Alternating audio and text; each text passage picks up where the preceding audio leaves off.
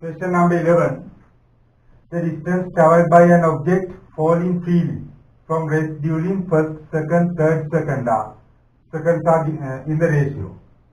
We know that for the free falling object, first second it is moving 5 meters.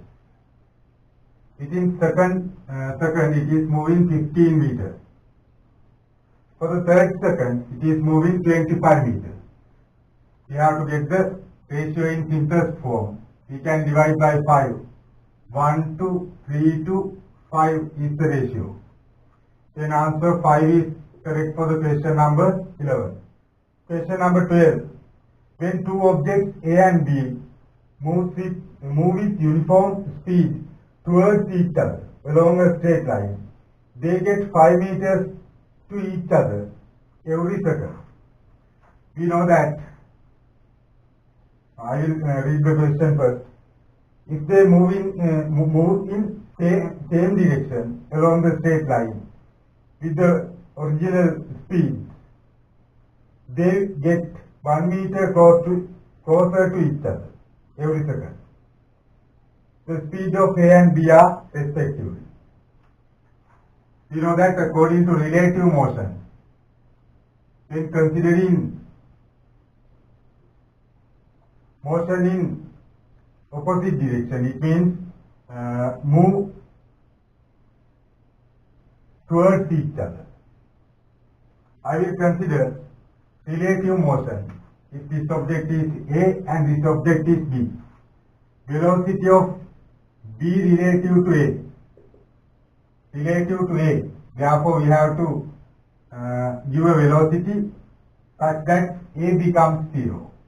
Velocity of A becomes 0. It should be rest because of we are considering relative velocity of B from A. Then I will give U velocity to A. We have to give same velocity to B. Now we have to add this velocity of B and given velocity B plus U. It is the theory part. If there are opposite direction, velocities in opposite direction, we have to add velocities to give velocities to get relative velocity. We know that relative velocity of objects, relative velocity of two objects is representing the distance moving, the distance gets closer or the increasement of gap between objects. Therefore, in the first statement they have given they get 5 meters closer to each other. Therefore, sum of these two velocities should be 5. Within 1 second, if this object is moving, I will consider an example. If the velocity of A is 4 meters per second, velocity of B is 3 meters per second. Now, this object is moving 4 meters to the right hand side. This object is moving 3 meters to left hand side. Then objects will 7 meters closer to each other. Therefore, sum of velocities is representing the distance closer to each other within 1 second. Now, in the second part, they have given both objects are moving in the same direction. I will consider V and U in this direction. Now again I will consider velocity of B relative to A. Now we have to, I will consider both objects are moving in this direction. It is easy to calculate. Now velocity of B relative to A. We have to give a velocity V for the object A. It should be at rest when considering relative velocity of B relative to A, and we have to give same velocity for the object B. Now we can get U minus V. It should be 1 meter, because of, if we are considering two objects like this, if the velocity of this object is 10 meters per second and velocity of this object is 8 meters per second, this object is moving 10 meters within 1 second. This object is moving 8 meters. Therefore, the objects are moving in the same direction. Therefore, this difference of velocities of objects is representing increasement or decreasement of gap between two objects. Now, we have to consider given answers. Sum of velocities should be 5, difference of velocities should be 1. Sum should be 5 and difference should be 1. Then answer 3 is correct answer for the question number 12. 3 plus 2, sum 5, 3 minus 2, difference 1. Question number 13. Displacement S of a particle measured along x-axis with time t is shown in the figure. The magnitude of velocity of the particle is the largest when it travels from. They have given the graph. We have to consider gradients of parts of the graph, because of gradient of displacement time graph is representing velocity. We have to select the part with maximum gradient. Maximum gradient means maximum gap. When considering parts of the graph, DC is the part representing maximum gap, or you can find by using parts. You can calculate gradient by using parts in the graph, but without calculating we can compare it. Maximum gap is between B and C. Then maximum gradient is between B and C. Therefore, maximum velocity should be between B and C. Answer 2 for the question number 30. Question number 14. The displacement time curve of an object is shown in the figure. The corresponding velocity time curve is best represented by. Again, we have to use same theory. Gradient of displacement time curve is representing velocity. For the first part, there is a plus constant gradient. Therefore, velocity time graph for the first part should be like this, plus constant value. Then second part, time t1 to t2, graph is parallel to x-axis, it means gradient is 0. Gradient is 0. Therefore, velocity should be 0 for this, that part. Then from t2 to t4, there is a part like this, t2 to t4. There is a minus gradient. Gradient should be minus, and when comparing time interval 0 to t1 is less than t2 to t4. Therefore, this minus gradient should be like this. Time should be greater than this one. Again, t4 to t5, graph is parallel to x-axis, therefore gradient is 0. T5. Last part, graph is like this. Shape of the graph is like this. It means there is a plus gradient but that first gradient is for a time greater than this value. Therefore, last part is like this. Then we can get the answer by only considering shape of graph. Answer 5 is correct answer for the question number 14. Question number 15.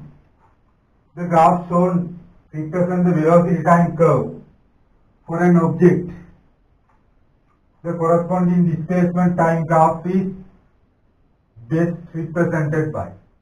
For the first part of the velocity time graph, it is like this. Velocity is decreasing. We know that this gradient of displacement time graph is representing velocity. Therefore, when velocity is decreasing, gradient of the displacement time graph should be decreased.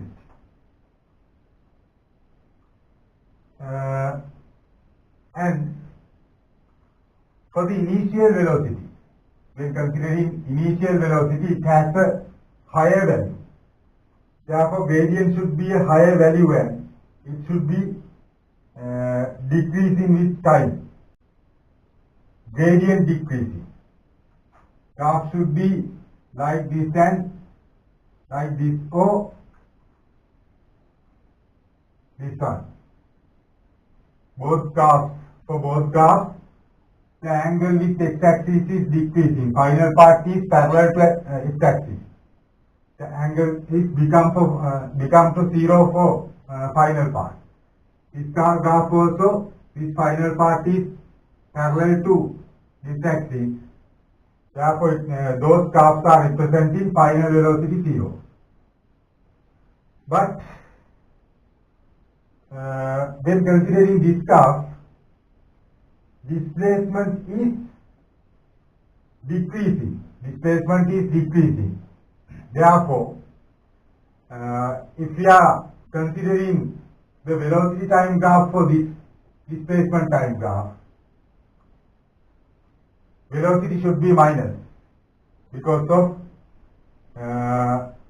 it is moving towards the origin. It means the point we are starting to measure.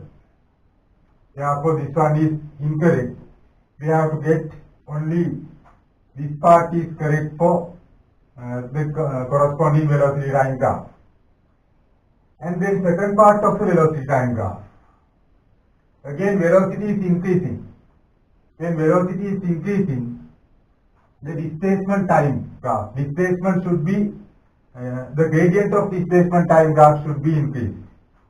Therefore, again gradient is increasing. This angle is increasing. Angle with the horizontal axis is increasing from this point to this point. In this part, angle is decreasing. In this part, angle is again increasing. Then answer 1 is the correct answer for question number 15. The graph shown in the figure represents the velocity time curve for an object. The corresponding displacement time curve is best represented by. Velocity time graph is this one. You have to remember, then see this graph. It is the motion of an projected object in upward direction under the gravity. Velocities, there is a initial high velocity in first direction and it is decreasing with time. Velocity for this part is 0, then it is turning back and velocity is increasing in opposite direction. When considering vertically upward, when considering an object which is projected in vertically upward, there is an initial high velocity.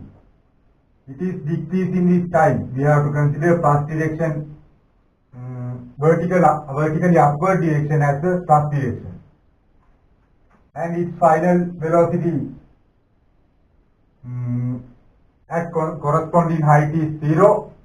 Again it will return back with 100 velocity. There is an increasement of velocity. Therefore, we can get this is the graph related to a projected object, related to an object like this. Then we have to get the displacement time graph. Velocity is decreasing. Therefore, gradient of the displacement time graph should be decreased like this. And velocity is increasing, but in minus direction. Minus 0 to minus value, minus maximum value. Therefore, gradient should be increased in minus direction. It means it is like this. For this part, if we are constructing a tangent to graph, this is an obtuse angle. Therefore, for this part, there is a minus gradient. Minus gradient is increasing with time. And if we are constructing a tangent to this part, this angle is an acute angle. Therefore, for this part is there is a plus gradient. Gradient is decreasing with time. Then corresponding graph is second one. Then answer for the question number 16 is 2. Question number 17.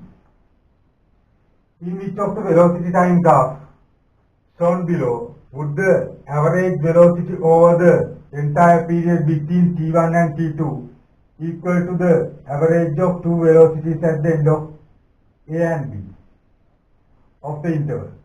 Average velocity means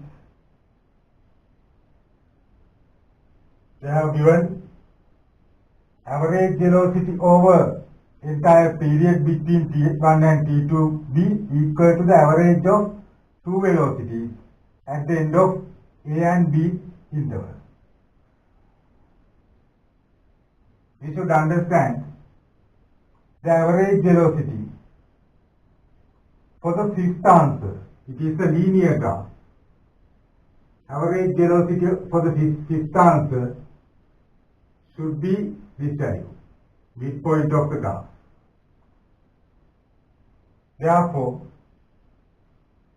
this is the correct graph for the given condition. Average velocity over entire period, it means displacement divided by time, should be equal to average velocities at the end of A and B intervals, means we have to add these two velocities and divide by 2. It is this value. For a linear graph, for only a linear graph, we can use that condition. Then answer should be 5 for the question number 17. 18. The particle P moving with a uniform velocity 4 meters per second along x-axis, passing the origin O at time t equals 0. Second particle Q moving along the same direction with a uniform velocity 5 meters per second, passing origin at t equals 1 second. Particle Q will reach the particle P when they travel a distance of. Now I will consider when time equals 0. Particle P is moving in this direction with 4 meters per second. After 1 second, when t equals 1 second, now time is 0, when t equals 1 second, the object P is at a point like this. It is moving 4 meters per second. and we know that this distance is 4 meters. Because of this object is moving 4 meters within 1 second. It is the velocity. At this situation, the object Q is starting to move with 5 meters per second. We have to get the distance from the origin when passing object Q. When passing object P by the object Q. I will consider the passing point is like this. Then we can consider for the object P, we can use S equals ut. It is a motion with a uniform velocity. I will consider this distance as x.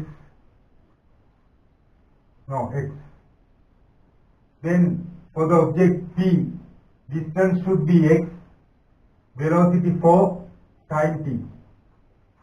And for the object Q, it should move x plus 4 distance, this total distance with the same time interval. Then distance x plus 4, 5 into same time, therefore time t. Velocity is 5 for the particle Q. Then we can divide both the equations. We can cancel out time and we can use cross multiplication. 5 into x 5x equals 4 into x 4x plus 4 into 4 16.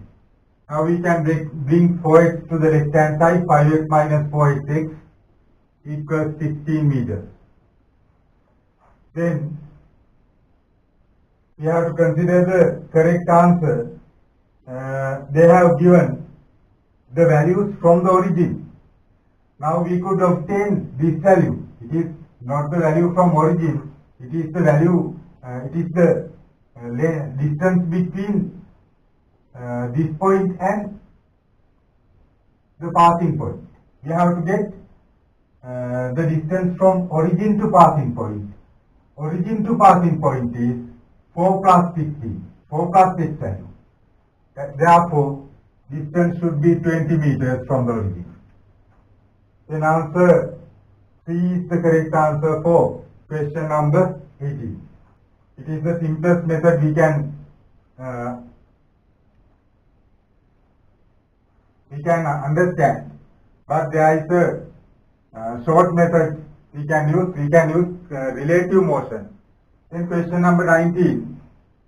A person A standing on a trolley moving with a constant speed v on a straight horizontal track drops an object as shown in the figure. B is not observer standing on the ground. B is, there is a problem. B is an observer standing on the ground. The sentence should be B is an observer standing on the ground. If the air resistance is negligible, the path of the object as observed by A and B respectively. With respect to A,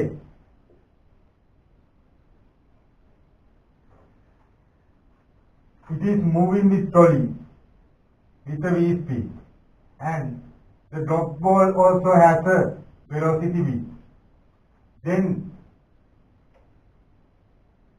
when A reaches to this point, the ball is at this point.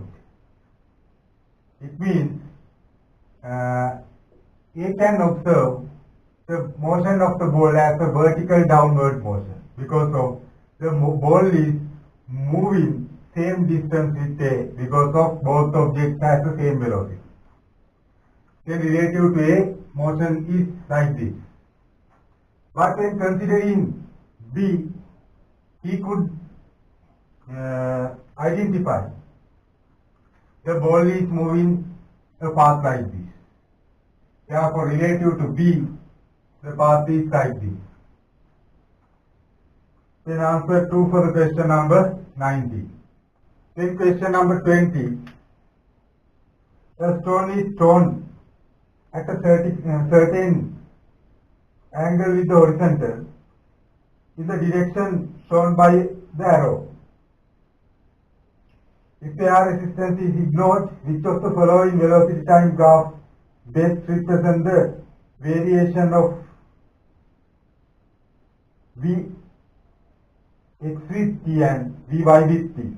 Vx means velocity of x direction and Vy means velocity of velocity in y direction. For a projectile motion, you know that horizontal velocity is constant for the whole motion. Therefore, horizontal velocity with time is vector. But when considering upward, it means vertical motion, vertical velocity is decreasing from this point to this point. Velocity is decreasing. At this point, velocity is 0. It is like this. And again, velocity is increasing in opposite direction. Opposite direction means velocity should be minus. Then 2 and 3 is the correct answers, but they have given t with x and t with y. 2 and 3. Answer 1 is correct for the question number 20.